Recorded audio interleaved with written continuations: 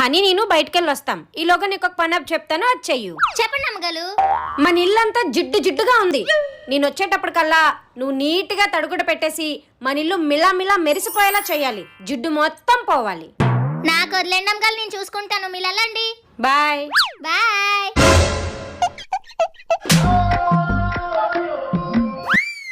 One hour later. Wow Sita, ఇల్లు ఇప్పుడు భలే మెరిసిపోతుందే. సీత ఏంటి అడుగు పెట్టగానే జారిపోయాం?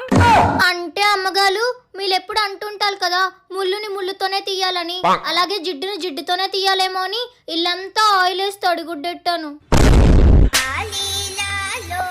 నీ తెలివితేటలకి తామర పూలదండ అయ్యా నిన్ను. నాలా కాదు గాని హనీ, నువ్వు వెళ్ళరా.